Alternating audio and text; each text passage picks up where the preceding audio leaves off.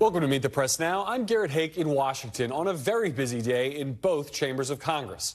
In the House, Speaker Mike Johnson is trying to thread a legislative needle to get emergency aid to Ukraine without igniting a full-on rebellion from his hard right flank, which could cost him his job. It's forced him to make a major strategic gamble today. We'll have much more on that in a moment, but we begin in the Senate, where at this hour, Democrats are trying to dispense with the House's articles of impeachment against Homeland Security Secretary Alejandro Mayorkas. Mayorkas is just the second cabinet member in U.S. history to be impeached and the first in nearly 150 years. Right now, the Senate appears poised to declare both articles of impeachment against Secretary Mayorkas unconstitutional. They are moving towards a vote to declare the second article of impeachment unconstitutional after all Democrats voted to declare the first one unconstitutional in the last hour. That passed with Alaska Senator, the Republican Lisa Murkowski, voting present. Senate Republicans have tried and failed through multiple votes now to short-circuit Senate Majority Leader Chuck Schumer's strategy to quickly end these impeachment proceedings. Here are some of those floor objections from the Senate. To dismiss or table articles of impeachment against Secretary Mayorkas without a trial here today or in committee is an unprecedented move by Senator Schumer. The Majority Leader has argued that Secretary Mayorkas' defiance of federal immigration law and active aiding and abetting of the worst criminal invasion in our nation's history does not constitute a high crime or misdemeanor. This process must not be abused. It must not be short-circuited. History will not judge this moment well. The move was clearly telegraphed by Senate Democrats after Senator Schumer took to the floor this morning, calling the articles, quote, illegitimate and profane abuse of the Constitution. The charges brought against Secretary Mayorkas fail to meet the high standard of high crimes and misdemeanors. To validate this gross abuse by the House would be a grave mistake and could set a dangerous precedent for the future. The framers were clear. Impeachment should never be used to settle policy disagreements. To be clear, even if there was going to be a trial, Secretary Mayorkas would not be convicted by the Democratic-controlled Senate. Even some Senate Republicans agree it's a flimsy case. So we should also note that House Republican leadership knew this too. When Mayorkas was impeached by the House back in February, the move was widely seen as an effort by House Speaker Johnson to placate immigration hardliners in his conference so that they wouldn't gum up in the works the other vital legislation that he was working on or threaten his speakership. And as we can see now, to put it mildly, that strategy didn't work. NBC's Ryan Nobles is on Capitol Hill with the latest on all this for us. So, Ryan, you've been watching this all day. We know the outcome is not in question. What more can you tell us about what we've seen today in the Senate and I guess what we expect to see over the next half hour or so? You know, Garrett, I think one of the most interesting things that has come out of this debate so far on the Senate floor today is that Republicans basically turned down the opportunity to spend up to 2.5 hours complaining about this process.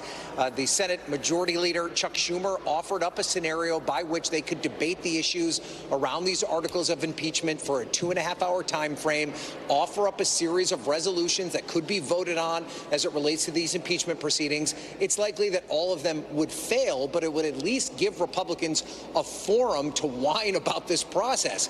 They turned that down, seemingly because they didn't want to seem as though they were complicit at all with what Chuck Schumer was planning to do to dispose of these articles quickly.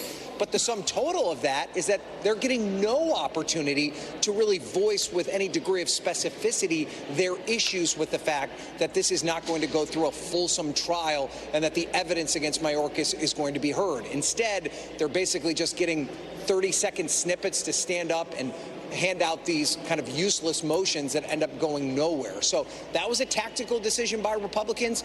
They're certainly going to say time and time again that they believe that this broke with Senate precedent, 200 years of Senate precedent as it relates to dealing with articles of impeachment. But the sum total of all of it is that these articles of impeachment are going to be disposed of relatively quickly, and this is no longer going to be a problem for Alejandro Mayorkas. Ryan, how much do you think the way in which we're seeing the Senate handle this today has to do with the manner in which the House put these impeachment articles together, and how much has to do with the fact that we're dealing with the cabinet secretary, not a president here? I mean, we've gotten pretty used to seeing impeachment trials in the Senate. This doesn't look anything like what we saw over the last couple of years. Yeah, I think the answer to your question, Garrett, is it's all of the above. I think there are a lot of Republicans who were very skeptical that this was an avenue of success for Republicans to make their point about what they feel is a real problem at the southern border.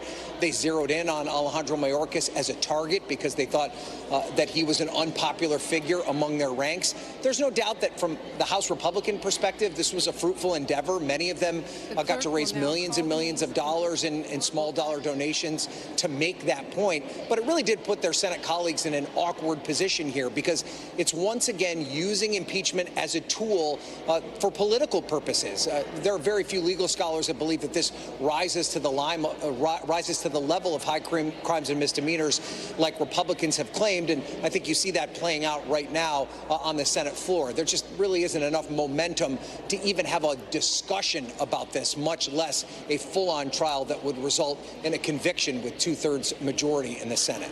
It's funny, from the last two impeachment trials, I can kind of hear the disembodied voice of Mitch McConnell in my head saying impeachment is a political tool and it is a political endeavor. You know, you touched on this a little bit on the fundraising side, but beyond, some small dollar donors to the House, what did Republicans get out of this? Well, I'll tell you the number one thing that Senate Republicans are hoping to get out of this, and that's that they're going to beat up these marginal Democrats that are in red states that are up for re-election in 2024 over the head with this. You already saw Senator Ted Cruz come out yesterday and accuse Senator John Tester of hiding from this vote, saying that he didn't want any part of it. You can bet that Sherrod Brown in Ohio is going to be reminded over and over again that he essentially let Mayorkas walk free while the border continues to be in chaos. That would be their framing, not mine. There is a political benefit to Senate Republicans here to force these Democrats that are in marginal states to take a tough vote that essentially defends the Biden border policy. That's how they're going to frame it. And that's why they're trying to draw this process out as long as possible, make them take vote after vote after vote saying that they just want to see this go away instead of having a full trial take place. Yeah, all hoping somebody will pay attention to it. Ryan Nobles, thank you for that reporting. We're going to go back to Capitol Hill throughout this hour because we have so much going on. But joining me now on set is NPR White House correspondent Deepa Shivaram, former Michigan Democratic Congressman Andy Levin. He's now a distinguished senior fellow at the Center for American Progress Action Fund. Danielle Pletka, senior fellow at the American Enterprise Institute and an NBC News contributor, and NBC News chief political analyst Chuck Todd. So, Deepa, I'll start with you. You heard Ryan's theory of the case here, that Senate Republicans at least hope they can hand this around the neck of, some of these Senate Democrats in tough re-election races. But that suddenly feels a long way off to be talking about that impeachment you didn't do on Secretary Mayorkas, huh? Right. I mean, from now until November, are we really going to keep pointing back to this? And it's, one of those things where this is, a lot of commotion, a lot of chaos happening on the Hill. But at the end of the day, is anyone really putting forward their border policies? This is still an issue that voters, particularly in states like Arizona, are very focused on. When I talk to folks, they're not really looking to whether John Tester is voting one way or another on this. And at the same time, it kind of leaves this gap open for Democrats, for Biden to kind of say, well, yeah, we wanted you to pass this bipartisan border bill. Right. And instead, this is what we're doing. Danielle, if Republicans had a larger majority here and on Earth 2 where the red wave happened, would we be doing this exercise? It did seem like we touched on in the intro the idea that this impeachment was meant to placate folks on the far right who wanted much more than they were ever going to be able to accomplish with a majority this small. Look, I have not very often felt sorry for the Speaker of the House, whether that was a man, a woman, a Democrat, or a Republican. But I feel for Speaker Johnson. He has an extremely obstreperous caucus. He has a very difficult group of people to deal with. And, the problem for all of us, Americans, not journalists, is that impeachment has become a political tool and a political game. It was during the Trump administration at the beginning as well. We've seen this back and forth, and we've come to expect it. And so this is kind of a throwaway. Let's throw them this impeachment bone, and then maybe we can get Ukraine done. Maybe we can get border reform done. Maybe we can get Israel done. Maybe we can get Taiwan done. That's what the Speaker's doing this week. We are voting on that second article now, so we may get news that this is all going to be for the history books by the time this segment even concludes. But, Chuck, will this be the last impeachment of a cabinet secretary we see now, or has the bar been lowered as such that, when the House changes hands, perhaps there'll be another, some future Trump administration cabinet secretary now gets the easy knock here? We went 130 years between our first two impeachments. Mm-hmm. And then we've had 2 more within 20 years. So what do you think? Yeah. You know, I think it's most likely that, yes, we will see some sort of... Because, look, divided government looks like it's going to be the short-term norm, right? I mean, we're in this unusual situation where presidency feels like a coin flip, and, in fact, the most likely outcome is the Senate switches and the House flips, right? So you're going to have, perhaps, and look, whenever the House and the White House are not on the same team, that's when you're likely to have these sort of impeachment threats. What I would say here is the White House has been... A more nimble White House would be announcing a whole bunch of border executive authority today.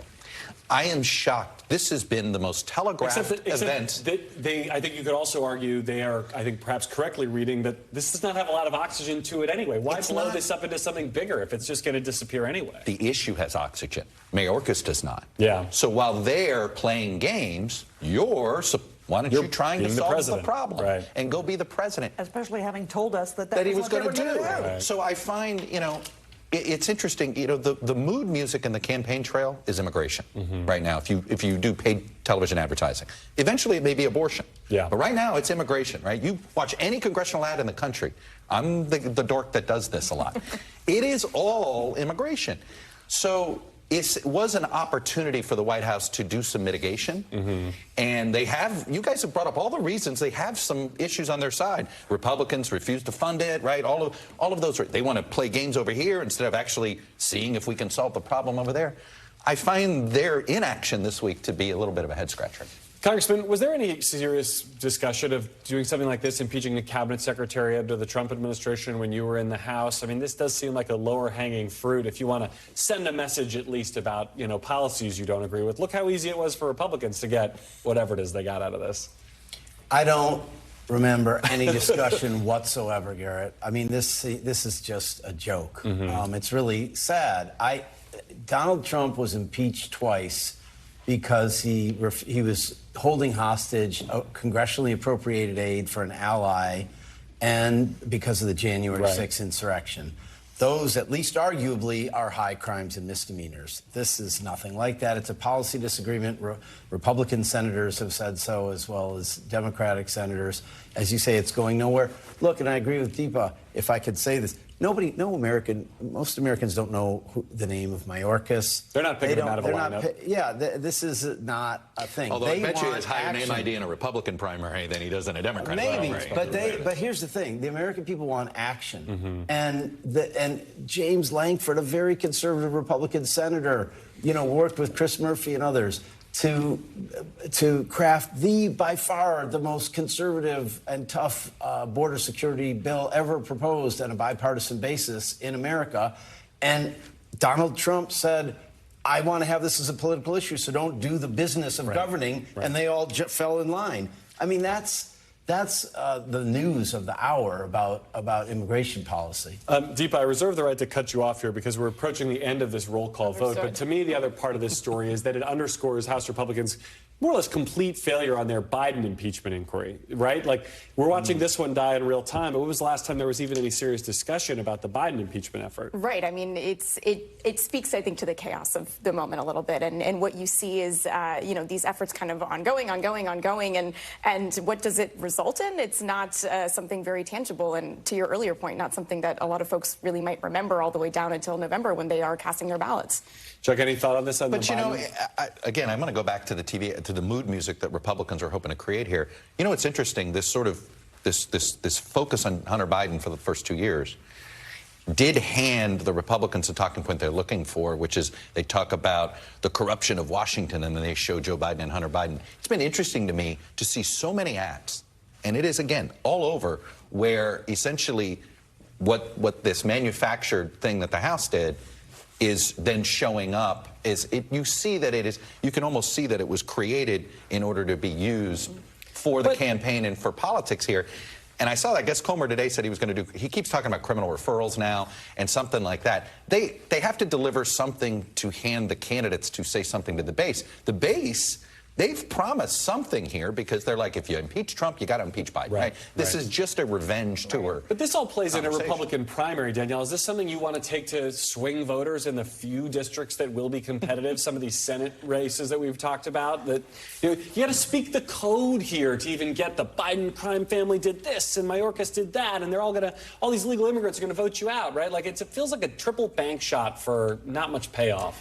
You know, I have to say, as much as I love my position here at NBC and my colleagues who I talk to, the kind of dismissive contempt with which we're talking about people's concern with immigration. I don't think it's the concern with immigration. I think it's the manner in which this has been. And with rule of law is not a trick. You and I, indeed, I agree. I think the Mayorkas, impeachment Danielle, is silly. forgive me. This is making no comment on the validity of what you're saying, but they've just gavelled this out. So let's listen to the conclusion here of this.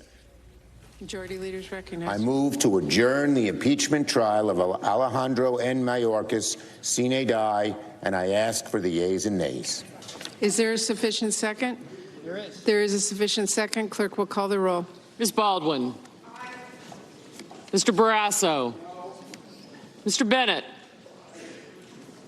What we're seeing now is the highly anticlimactic conclusion to this entire episode here. The second article has been found unconstitutional by a majority of the Senate here. We'll get the vote totals here in a second, but I suspect it'll be on the same party line vote as the first.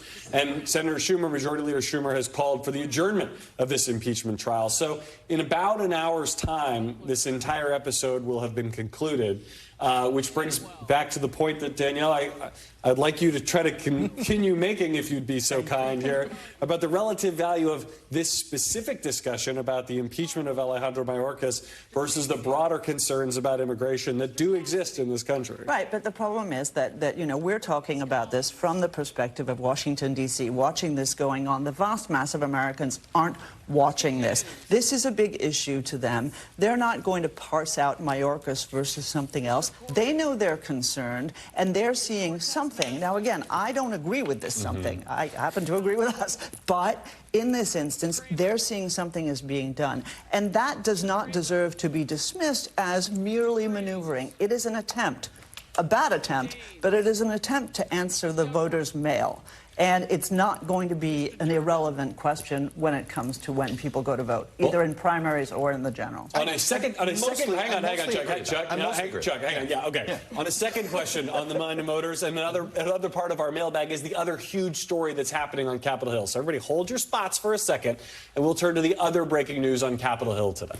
Speaker Johnson, remember him, trying to pass some sort of foreign aid package without losing his job as Speaker. Here's the latest on that story. The plan unveiled today by the Speaker contains not one, not two, but 5 separate bills. One for aid to Ukraine, arguably the most time-sensitive piece of legislation, considering their military is running dangerously low on weapons and ammunition in their fight against Russia. There's another bill for Israel. That includes humanitarian aid for Palestinians in Gaza. There's another bill for Taiwan, another that contains a host of Republican national security priorities, and one focused solely on border security, which is the issue that is currently riling up Johnson's Republican critics the most and the one we have already been discussing. Already, at least 6 of the House Republicans have panned the Speaker's 5-part plan, which for those of you following along at home means he's going to need help from Democrats to get it done, which is likely going to infuriate the Speaker's hard right flank even more. So remember, the Speaker faces the risk that Congresswoman Marjorie Taylor Greene will move to trigger a vote on his ouster over the issue of Ukraine. She's got that motion to vacate kind of hanging like a sword of Damocles. Well, what happens now is unclear, but the outlook for Speaker Johnson and for Ukraine aid are murky at best. Comes as President Biden is escalating his warnings about the dire situation facing Ukraine if they don't get this emergency assistance. In an op-ed out this morning, the president writes, Mr. Putin has tried relentlessly to break the will of the Ukrainian people. He has failed. Now he's trying to break the will of the West. We cannot let him succeed. There are moments in history that call for leadership and courage, and this is one of them.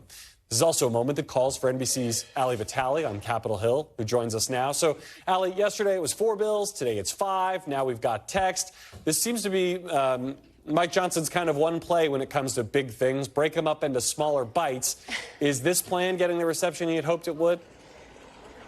Yeah, and remember the last time we saw the two-step laddered approach to averting a government shutdown, it kind of made it more complicated in the long term than it did if they had just taken on the issue of government funding altogether. And I do think that in some ways these four bills are all still linked because they're all under the same rule. And that is something that should make most viewers' eyes glaze over. But it's going to be an important barrier for the speaker here because you got to think about the rule, as I hold all my phones out here, you've got to think about the rule as the umbrella that governs the entire set of all of these bills. You can't get under the umbrella unless you first vote on the rule, and then you can start voting piece by piece on Israel, on Ukraine, on Taiwan, and then, of course, on that fourth bill, which is sort of a nebulous set of Republican priorities. It's not clear that Johnson has the votes, especially among his own conference, to actually pass the rule. It does seem like it could still pass, though, because Democrats could be on board for this. That'll get them the ability to get on to these other four bills, which is, of course, the point. But anything done in bipartisan fashion, you're right to point out, is the thing that could put Mike Johnson back in a position where Marjorie Taylor Greene could earn some more friends and then ultimately oust him from his job. Is the inclusion of a border bill here kind of the tell that he needs something to pull this legislation through at least the Rules Committee to get it to the floor? Well, we saw a little bit of mutiny earlier this week when he first told the conference behind closed doors that they wouldn't be able to put H.R. 2, which is their border bill package, into this wholesale because it was not germane, effectively, and just not relevant to the foreign aid package that they're trying to deal with right now. That caused some mutiny among Republicans that I talked to after that meeting who were infuriated by that very idea. The fact that Johnson then spent the next 24 to 36 hours talking with people who had problems with the way he was structuring this bill. Now that we see border stuff in it, yes, it could be enough to appease some folks, but probably not the people who were always going to vote against this anyway. And I think that's probably the part that is lost on folks who aren't around this building. The people who are really raising the most hay about the way that Johnson is going about both the appropriation bills and now the foreign funding bills, these are not people who were ever going to vote for this in the first place. They're just now exercising their leverage on it because they have a speaker who's beholden to really one or two people in the conference who can motion to vacate him at any time. What's your sense of how likely they are to fully exercise that leverage and actually try to pull the trigger on another motion to vacate? Like, I can't decide how much of this I think is noise and how much of I think is real, and then the likelihood that Democrats would step in here rather than go through another round of this, particularly if it happens before these aid bills pass. Yeah, first of all, if you and I knew how far this was going to go, we would be paid so much money we wouldn't have to work here anymore. So much more. We don't. And so here we stand in Capitol Hill trying to figure out how real the threat is, because it doesn't get real until someone makes this motion privileged. If that's Marjorie Taylor Greene in this instance, fine. Privileging it means it has to be acted on within 72 hours, and then the clock really starts. We are not in that place right now, but it is hard to see, especially given the fact that these aid bills are likely to pass in bipartisan fashion.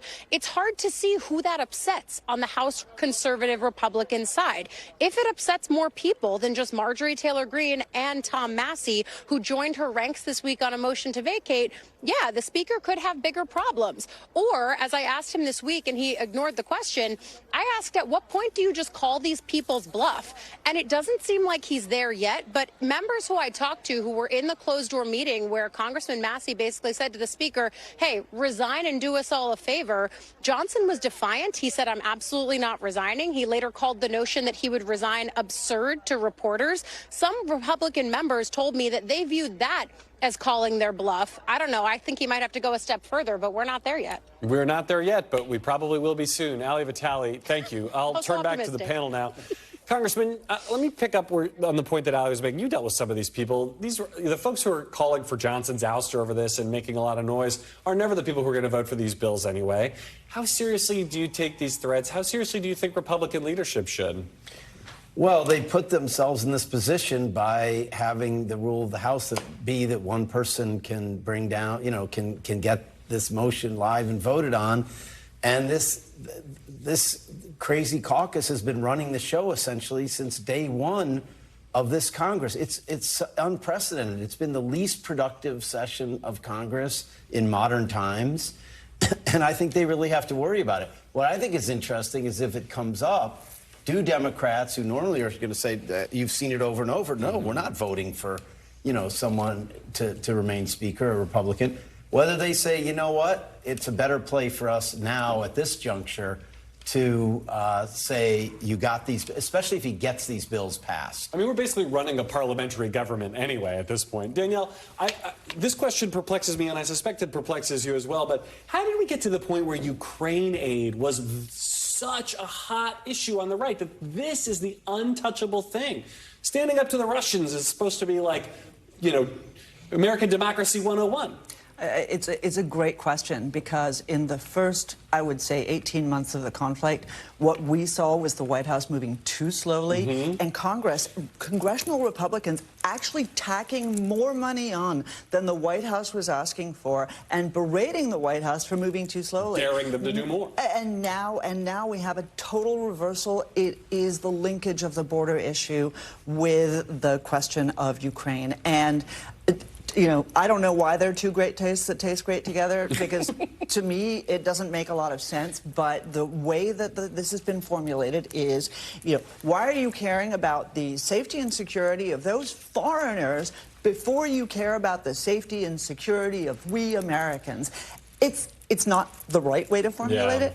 But it's a very powerful, Danny, simple statement. Since I was there, I can actually say that it was a bipartisan thing to push the administration to go faster on aid to Ukraine. Good work. What about the border? And, you know, well, they passed bipartisan legislation there, too.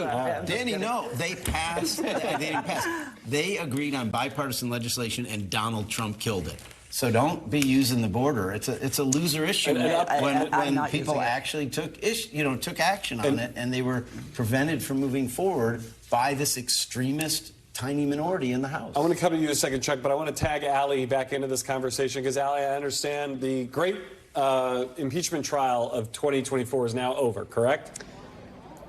Yeah, at least this version of it. But look, we watched Senator Chuck Schumer procedurally pick apart the two articles for impeachment that this entire thing was based upon. It came after Republicans said no deal when he offered them a few hours of debate before then ultimately moving to motion to table these two articles of impeachment that the Senate was being asked to vote on. When Republicans said no to that, we really watched this devolve into procedural chaos and confusion on their part. Chuck Schumer first offered a point of order on the first article of impeachment.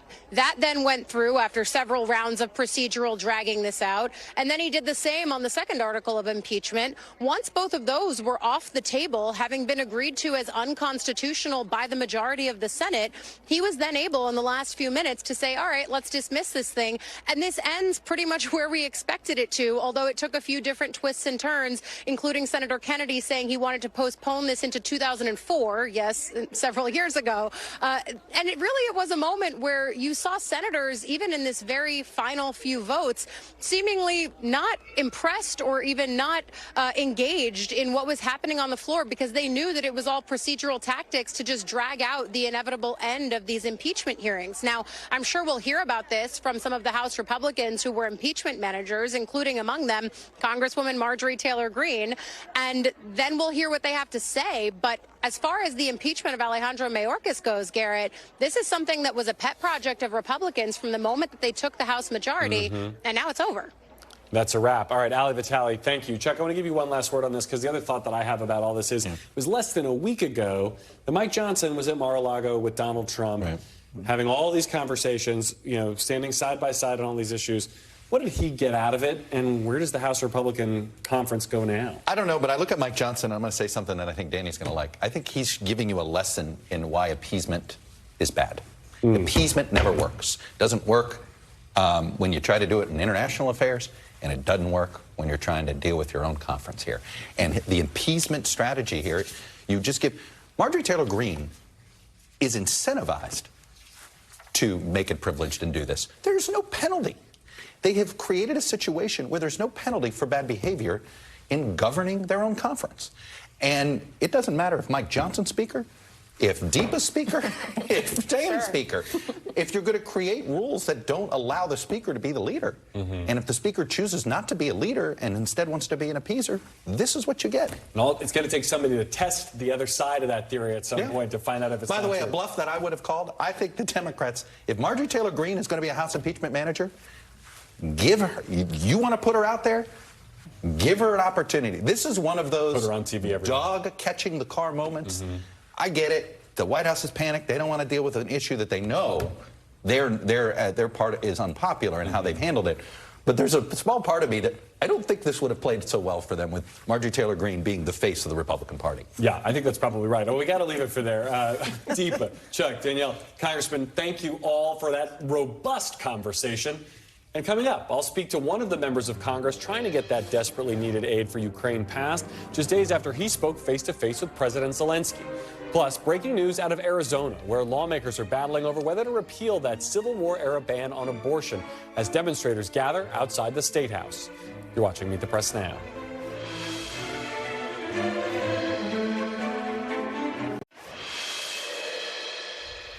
Welcome back. We're following breaking news out of battleground Arizona today, where for the second time in 2 weeks, Republican lawmakers blocked an attempt to repeal an 1864 near-total ban on abortion.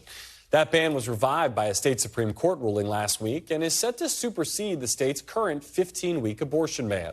Just one Republican, State Representative Matt Gress, joined Arizona Democrats in favor of advancing the repeal effort. Last week, Gress said on this show that he was confident the repeal would be on the governor's desk by the end of the day today. Not so. Instead, the Republican House Speaker today admonished Democrats for trying to move too quickly on the 160-year-old law. The last thing we should be doing today is rushing a bill through the legislative process to repeal a law that has been enacted and reaffirmed by the legislature several times. It is still being litigated in court. The courts have not even had an opportunity to determine if the pre-Roe law is constitutional. Last week, many Republicans, including former President Trump and GOP Senate candidate Kari Lake, distanced themselves from the state Supreme Court ruling reinstating that Civil War-era ban. Kari Lake has yet to react to today's failed effort, but her Democratic opponent, Ruben Gallego, along with Governor Katie Hobbs and State Attorney General Chris Mays, condemned Republicans for failing to advance the bill. And speaking with NBC News after the vote, State Representative Annalise Ortiz said Republicans need to back up their words with action. We are seeing Republicans on Twitter agreeing that they want to repeal the abortion ban. But when it comes time to put their words into action, they continue to block our attempts to repeal this ban. So their talk is cheap. And frankly, in November, voters are going to see right through it. Joining me now is Bram Resnick, a political reporter for KPNX. That's our NBC station in Phoenix. He's been tracking today's developments from inside the State House today. And NBC campaign embed Alex Tabbitt has been tracking the reaction from outside the State House. So, Bram, I'll start with you. Just walk us through what happened on the House floor today. Was this really about this bill or about the rules or some combination of both? Well, a combination of both. And to be clear, this was a procedural vote, right, not a vote on the details of the bill itself. And for the second time in 2 weeks, as you pointed out, this bill failed on a procedural vote. However, this time there was an actual head count. While Democrats needed just 2 Republicans to come over to their side, all they could get was Matt Gress, just one. The bill failed on a 30-30 vote, tie vote. There was a second try, failed again. Democrats are vowing they're going to keep bringing it up today and maybe in future weeks. They're likely to get the same result. In the end, there weren't enough Republicans willing to come over, all before a gallery filled with right-to-life supporters. It was a very charged House session. Do you expect Democrats to keep trying to bring this bill up for a vote? How likely are the numbers to change? And I guess, do you think there's political value here in just, continuing to have this fight and arguing that Republicans' deeds don't match their words on this particular bill? I'm not sure that there's much value in having this fight. Earlier this week, we reported that Republicans are looking at strategies to counter the really big deal here, which is a statewide vote expected in November on whether to protect abortion rights. Republicans, a document they put together shows their strategies for countering that. They're going to likely vote on putting their own initiatives on the ballot in coming days or weeks.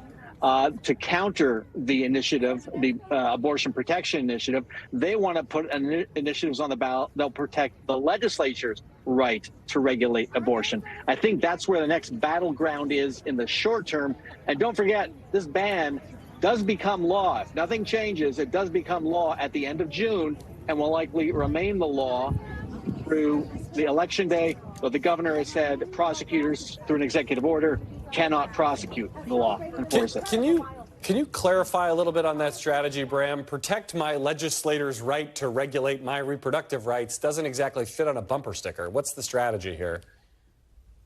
There are actually 4 strategies they're looking at, 4 different kinds of ballot initiatives, questions they can put to voters, either with varying degree of, say, regulation of abortion. The common thread is the legislature would retain the right to regulate. The one that's favored is kind of has a softer feel to it, if that's the right word, and also would mirror the ballot of the initiative that's going to be on the ballots that would protect abortion rights. Kind of a bait and switch. And the document does talk about confusing voters, trying to get them to vote for the wrong thing. There are a lot of theories about why and what Republicans are going to do, but clearly that is the next battleground. I gotcha. All right. So, Alex, you've been watching the protesters coming and going outside the State House all day. What are you seeing and hearing from folks out there? Well, Garrett, there's been a profound sense of frustration from many of the demonstrators that have actually just left the Capitol who are in favor of abortion rights. And one woman told me that the sense of frustration stems from her belief that this is not as partisan of an issue as what it's being made out to be in the building behind me. She told me she has friends who are planning to vote for former President Donald Trump, who are very conservative, who believe that this ban goes too far. And of course, this is anecdotal, but over the weekend, I was at a Kari Lake rally in northern Arizona. I asked 5 Kari Lake and Donald Trump supporters, what do you think of this 1864 ban?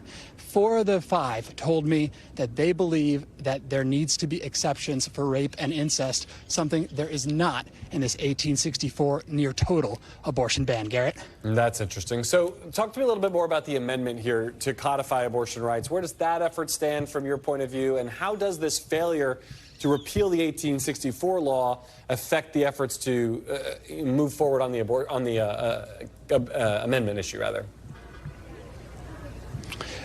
Yeah, you're absolutely right, Garrett. There is an effort here to enshrine abortion rights into the Arizona state constitution. It's being run by an organization called Arizona for Abortion Access. And ever since last Tuesday's Arizona Supreme Court ruling, their ballot initiative has really been gaining steam. In Arizona, a surge of signatures. There's been lines to sign.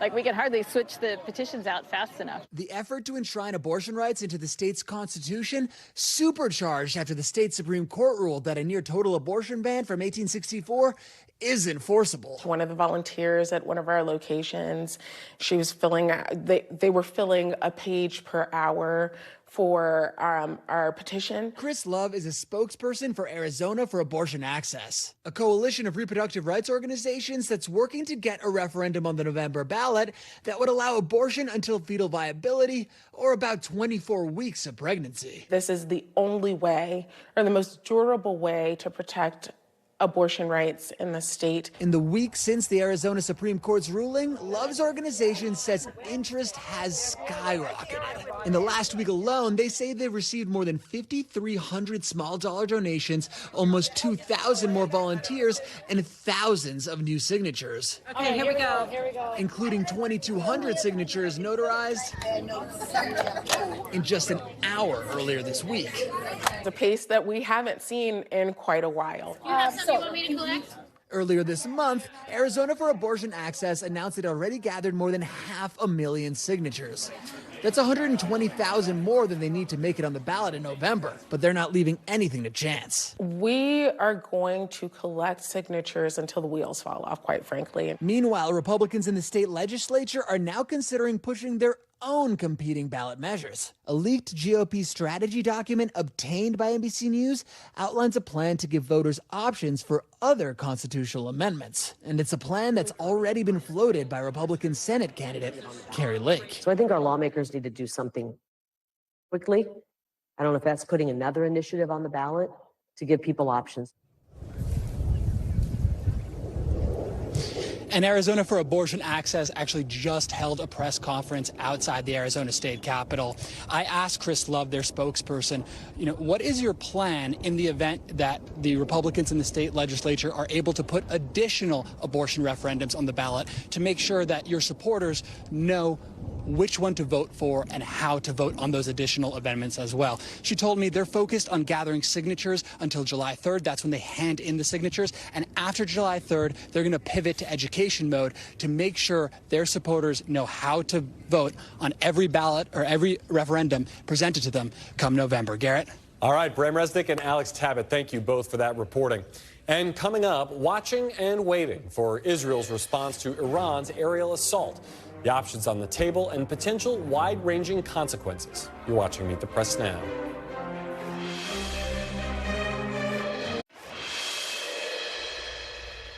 Welcome back. As we mentioned earlier, the House is set to vote this weekend on a series of supplemental spending bills, including one to provide additional aid for Ukraine.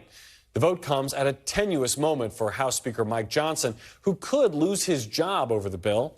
It also comes at a tenuous moment in Ukraine's war with Russia, with reports of Ukrainian troops' morale dwindling along with their ammo, and President Zelensky warning that it cannot win the war without continued support from the U.S. Congress.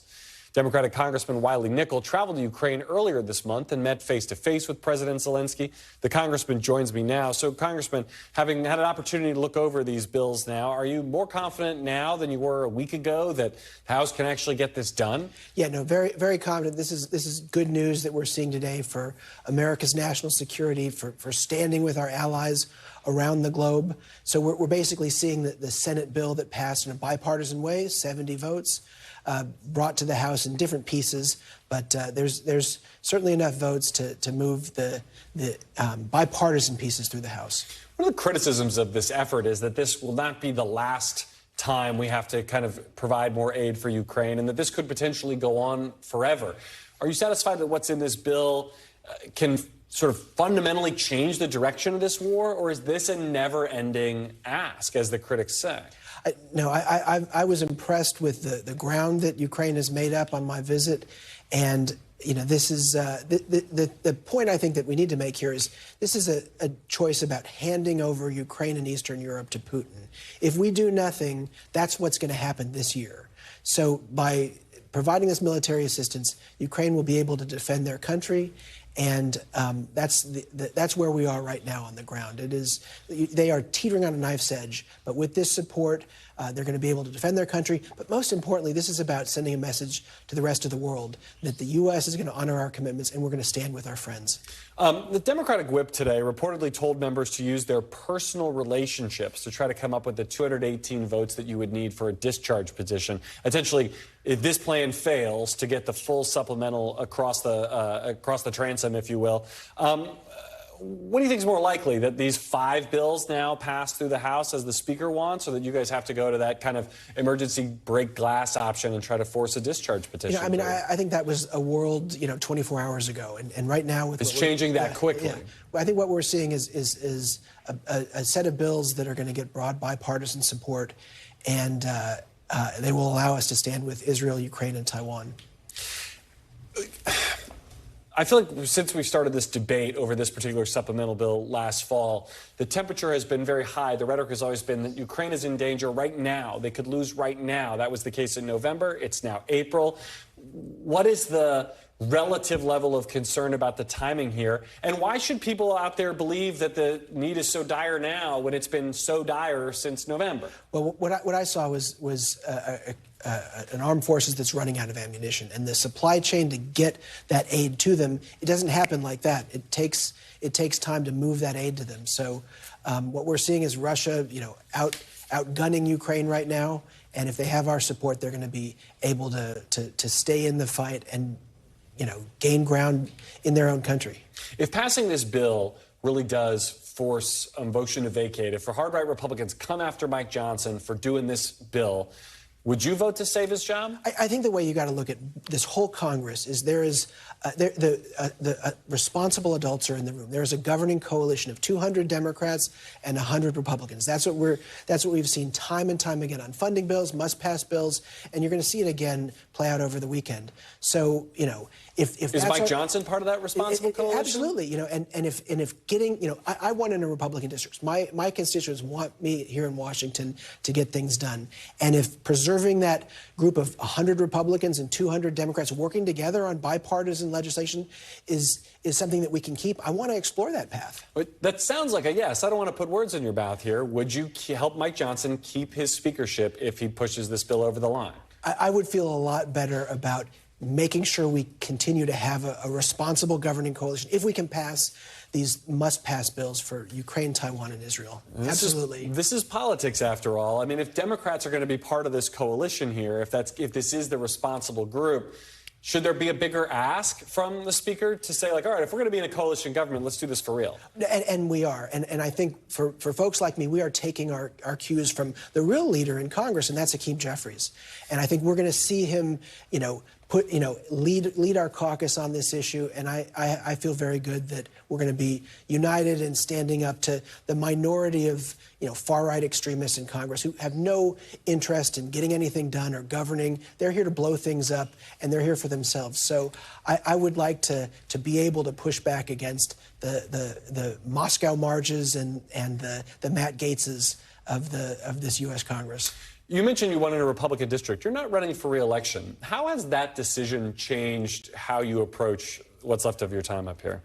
The commitment is the same. I promised, my constituents I'd do everything I can to try to bring this country together, bring our Congress together. But, they say I'm retiring. I'm not running because I don't have a district because of gerrymandering. Right. But I'm certainly not giving up or going out quietly in the fight for fair maps. And we're looking at a Senate race in 2 years. So, we're doing everything we can to continue what we need. Anything you want to share on that decision-making process? For a Senate race, yeah. Well, it's a little early. Right now, I'm trying to finish my job. Congressman. But I can tell you there are going to be just a few states that really matter in the next cycle. And it's North Carolina, it's Alaska, and it's Maine. Those are the seats that are going to make a difference if we're ever going to end the filibuster. That's, you talk about the other chamber, that's the thing that we really need to fix if we're going to be able to move legislation to protect a woman's right to choose, to end gun violence. We're never going to do those things unless we get rid of the filibuster. All right, Congressman, when you want to talk more about that Senate race, you come on back, all right? Wiley Nickel, Democrat from North Carolina. Thank you. We're going to be back with more Meet the Press Now after a short break. Stick around. Welcome back. Israel's war cabinet met again today as the U.S. and the rest of the world await Israel's response to Iran's weekend attack. Prime Minister Benjamin Netanyahu said today that Israel will make its own decisions on how to defend itself, despite pleas from Western countries for restraint. All of this comes as the U.S. and its partners prepare to impose new sanctions on Iran in the wake of last weekend's strikes. Meanwhile, ceasefire talks between Israel and Hamas are, quote, almost frozen, according to a senior Arab diplomat familiar with the negotiations. Complicating matters still further, questions about how many of the hostages being held by Hamas are even still alive. NBC News international correspondent Raf Sanchez has the latest from Tel Aviv.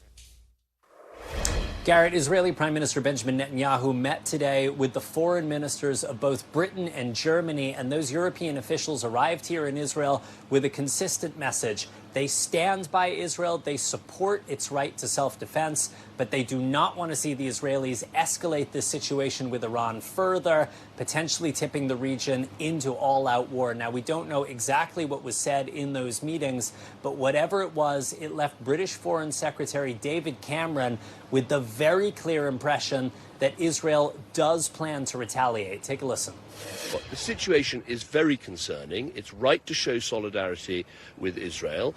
It's right to have made our views clear about what should happen next, but it's clear the Israelis are making a decision to act. We hope they do so in a way that does as little to escalate this as possible, and in a way that, as I said yesterday, is smart as well as tough. Now, Israel has a range of options for that retaliation. Iran sent 350 or so missiles and drones. Israel could retaliate in kind with missiles of its own. Another possibility, a cyber attack, something else covert. I asked the chief spokesman of the Israeli military whether they were considering those more covert options. He would only say that Israel will respond at a time and in a manner of its choosing. Over the last 24 hours or so, we've had dangerous reminders about the potential for full-scale war. Israel assassinating 2 senior commanders with Hezbollah, the Iranian-backed militant group in southern Lebanon. Today, that group responding with missiles of its own, wounding 14 Israeli soldiers. So major concerns in Iran, major concerns in Lebanon. Also, a lot of focus on those really stalled ceasefire negotiations in Gaza. A senior Arab official saying those talks are basically frozen. There has been very, very little progress in recent weeks, to the massive detriment not just of the 130 or so hostages being held, but also to Palestinian civilians who are waiting desperately for a ceasefire, for a respite from the violence, to get more humanitarian aid in. Perhaps most alarming here is that Hamas is indicating that it may not have many hostages who are still alive. Remember, the original proposal here for this 6-week ceasefire was that Hamas would release around 40 hostages. So this would be women, it would be elderly people, it would be people with serious medical conditions. Hamas is now indicating that it does not have 40 hostages who fall into that category. Now, we have not been able to confirm that. The Israeli government has not been able to confirm that. Israel has warned the population here that Hamas may be trying to play psychological games about the number of hostages alive. But it is very, very distressing, as you can imagine, for the families of those hostages hearing those words from Hamas. Garrett. Ref Sanchez reporting. And before we go, we want to take a moment to remember Bob Graham, the 2-term Florida governor and 3-term U.S. senator who was chairman of the Senate Intelligence Committee on 9/11. He voted against the invasion of Iraq and led the congressional investigation into the terror attacks. Graham, who began his political career as a state legislator in the 70s, was known for what he called work days, where he spent an entire day doing ordinary jobs alongside his constituents. Graham made an unsuccessful bid for the presidency in 2004, emphasizing his opposition to the Iraq War. In 2003, Graham joined Meet the Press to discuss his presidential campaign with Tim Russert and emphatically declined to answer whether he would seek re-election in the Senate. Listen. You will not run for re-election to the U.S. Senate? I am running to be elected President of the United States of America for no other office. But you will categorically not seek re-election? I am running to be President of the United States of America. That's not an answer. I think it's a pretty good answer, Tim. But you may run for the Senate if this doesn't work out. I am running to be President of the United States of America. Many people think that you could convince the people of the country that you're much more serious about being president than vice president if you said, I will not seek re-election to the Senate. I am saying what I have said now 4 times. I am running to be President of the United States of America. And you might run for the Senate. I am saying I am running to be President of the United States of America. That has to be Wouldn't that be a great thing for this country? Graham withdrew from the presidential race several months later and retired from the Senate in 2005. Bob Graham was 87 years old. NBC News Now coverage continues with Hallie Jackson right now. Thanks for watching. Stay updated about breaking news and top stories on the NBC News app or follow us on social media.